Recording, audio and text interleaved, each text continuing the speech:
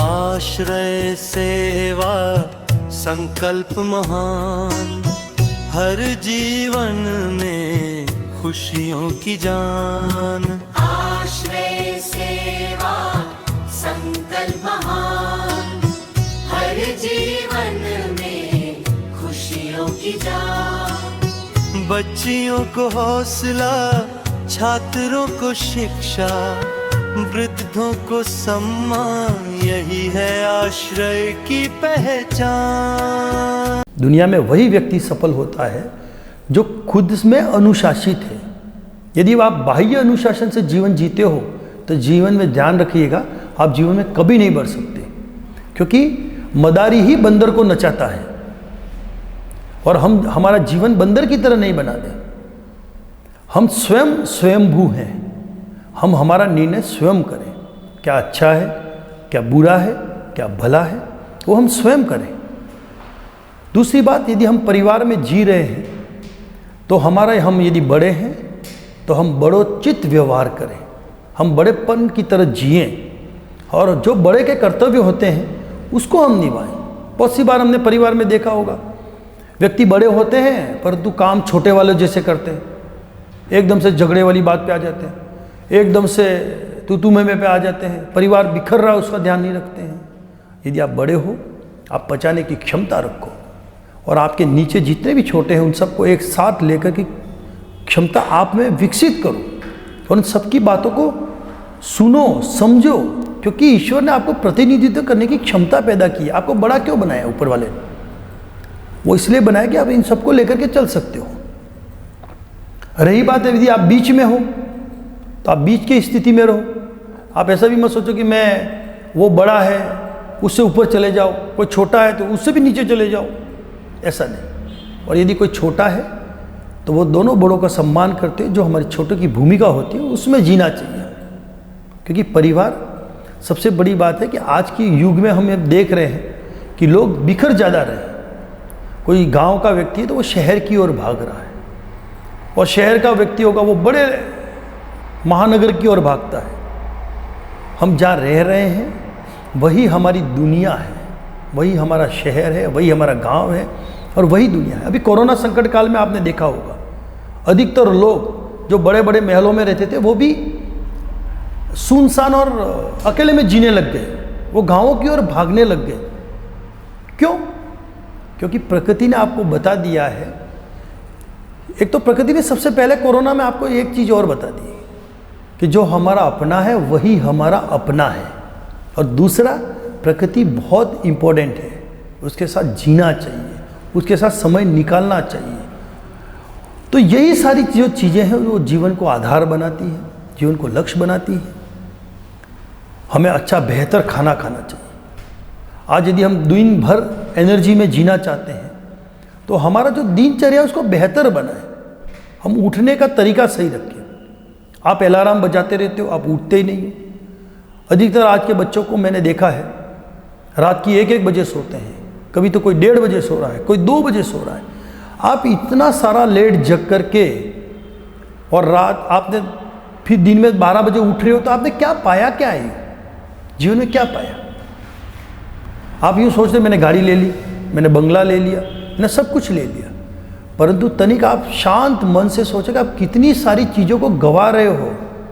आपने वो हसीन रात जो आप आराम से सोते हो, सुनसान, और भगवान ने ध्यान करने के लिए जो स्थान दिया है रात, उसको आप गंवा दी। सुबह जो इतनी बड़ी प्रकृति है, इतना बढ़िया जो वातावरण है, जो पक्षी है जिनका कलरव है, उनको शांत जो है चीज़ें हैं, उनको मन में धारण करने की जो ताकत है वो आपने ख़त्म कर दी। जो सुबह जो ऊर्जा लेने का जो समय वो तो आपने ख़त्म ही कर दिया। फिर आप 12 बजे उठ रहे हो, घर के जो लोग हैं आपके वो सब चले गए, उनके साथ जो आप जीना चाहते हो वो जी ही नहीं पाए। फिर आपने अपने शरीर के साथ नुकसान कर दिया। आपकी बॉडी में भी तो कहीं ना कहीं विकार हो रहे हैं ना, वो आपने ख़त्म कर दिया। तो जीवन जो अमूल्य है उसको आप जी ही नहीं पाए, उसको आपने खो दिया। इसलिए हमें उतना ही भागना चाहिए जितना हम भाग सकते हैं, और भागते भागते ये स्थिति नहीं होनी चाहिए कि हमारे आसपास के जो लोग हैं वो हमसे छूट जाए, क्योंकि जीवन हमको जो मिला है वो करोड़ों योनियों के बाद मिला है। आपने सोचा नहीं होगा कि हम कितनी योनि में भटकते हैं, तब जा कर के हम वापस आते हैं धरती पे। और जब हम धरती पे आए हैं तो आपको पता है आप वापस जाओगे उसके बाद कब आओगे? क्योंकि हम अभी पहले हम अदृश्य थे, अभी हम दृश्य में हैं, हमको दुनिया देख रही है, और कल वापस हम अदृश्य हो जाएंगे। हमारी तस्वीर रहेगी, और वो भी 2 पीढ़ी तक, ज़्यादा से ज़्यादा 2 पीढ़ी, तीसरी पीढ़ी तो आपको भूल जाएगी, आपको कोई याद नहीं करेगा। इसलिए हम कर्म ऐसे करें कि हमारा नाम चलता रहे, हमारी पीढ़ियाँ हमारे नाम से हमारी पहचान हो। हम ऐसा कर्म करें। हम भागते भागते करोड़ों रुपये ले आए, अरबों रुपये ले आए, रिश्ते नाते सबको ठुकराते गए, और फिर आप लास्ट में अकेले बैठ करके सोचोगे कि अब मैं तो उस अनाज के कीड़े की तरह हूँ जो बोरी में बंद था और बोरी में ही मर गया। ऐसा नहीं, आप सभी के साथ जीवन जिए। आपको भगवान ने जो धरती पे भेजा है, तो आप सभी रिश्ते नातों के साथ अच्छा व्यवहार करते हुए, अच्छा बेहतर सोच रखते हुए आप चलिएगा। आपके घर में यदि आपकी बहन बेटियां हैं तो आप उनका सम्मान कीजिएगा, और ओबियसली आप सब सम्मान करते हैं, परंतु जब आप घर से बाहर निकलते हैं और आपको बस में, बस स्टॉप पे, मंदिर में, स्कूल में, चौराहों पे, हर जगह आपको और भी बहन बेटियां दिखती हैं, उस समय आप चुप क्यों कर जाते हो? ये मेरे समझ में नहीं आता है। उस समय आपके बोलने का लहजा भी गलत हो जाता है। बहुत सी बार कोई बहन बेटी आपसे कोई बात करना चाहते हैं तो आप अच्छे रूप से बात भी नहीं करते हो, और बहुत से ऐसे लोग भी मैंने देखे हैं जो गलत व्यवहार भी कर देते हैं। क्यों भैया? आप यदि पैदा हुए हो इस धरती पे तो कोई ना कोई तो आपकी माँ, वो भी तो कोई ना कोई महिला ही है। आपके घर में यदि बहन है तो वो भी तो कोई ना कोई महिला ही है। तो फिर आप ऐसा क्यों नहीं सोचते हो कि जो मेरे घर में है वही मूर्त बाहर है, वही अंग, वही चेहरा, वही सब कुछ वही तो है। और हम यदि उन महिलाओं का सम्मान करेंगे तो जीवन में हम भी कहीं ना कहीं सम्मान के पात्र होंगे। क्योंकि सबसे पहले तो आप लिंग भेद करो ही मत। हमारे पुराणों को उठा लो, गीता को उठा लो, आप सब ने गीता को पढ़ा होगा। गीता में मुझे ये बताओ कि जब कृष्ण भगवान बोलते हैं तब कभी उन्होंने बोला ऐसा कि मैं महिलाओं के बारे में ऐसा बोलता हूँ, मैं पुरुष के बारे में ऐसा बोलता हूँ? कभी कहा है? कभी नहीं कहा है। वो जीव शब्द का संबोधन करते हैं। हम इस धरती से वापस पलायन करते हैं ऊपर, तो हमारी एक छोटी सी सूक्ष्म आत्मा है, वो निकल करके जाती है। उसे नहीं पता है कि ये पुरुष है या आदमी है। तो फिर हम इस धरती पे लिंग भेद क्यों करते हैं? हम कभी लिंग भेद करें ही नहीं। हम में जो क्षमता है वही सामने वाली महिला में भी क्षमता है। और हमारा भारत की भूमि पे देखिएगा, हमारे राष्ट्रपति जी कौन है? महिला ही तो है। हमारी सेना में हमारी बेटियां जो नेतृत्व कर रही है वो कौन है? वो महिलाएं तो हैं। हमको यार जिसने पैदा किया वो कौन है भैया? वो भी तो कोई नहीं कहीं महिला ही तो है। हमको सारे रिश्तों में बांध करके चलने वाली हमारी पत्नी, वो कौन है? वो महिला ही है।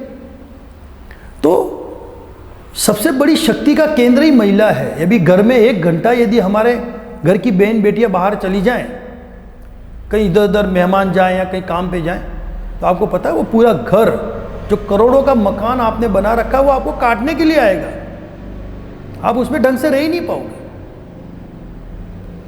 तो हम उनका सम्मान करें, हम उनको आगे बढ़ाएं। हमने अधिकतर देखा होगा कि महिला दिवस आता है, देखा है ना, कितने सारे लोग स्टेटस लगाते हैं।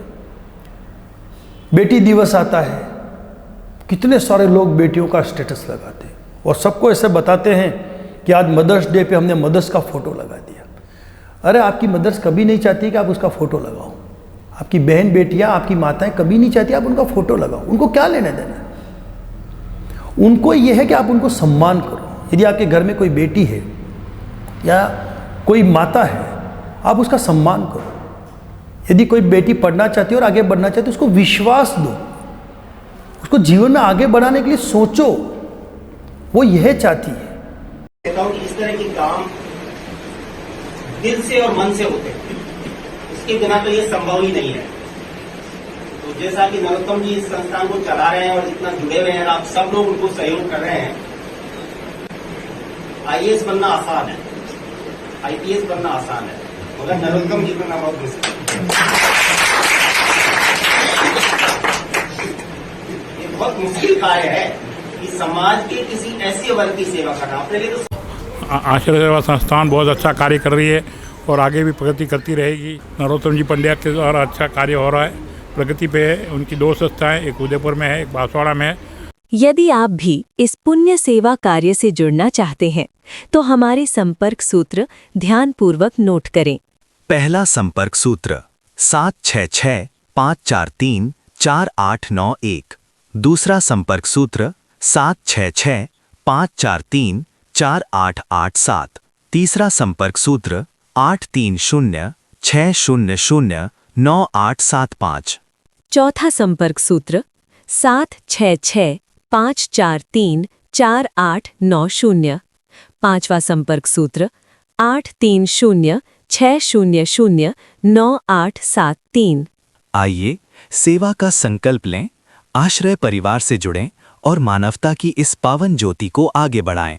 आश्रय सेवा संस्थान, सेवा ही धर्म, सेवा ही शक्ति।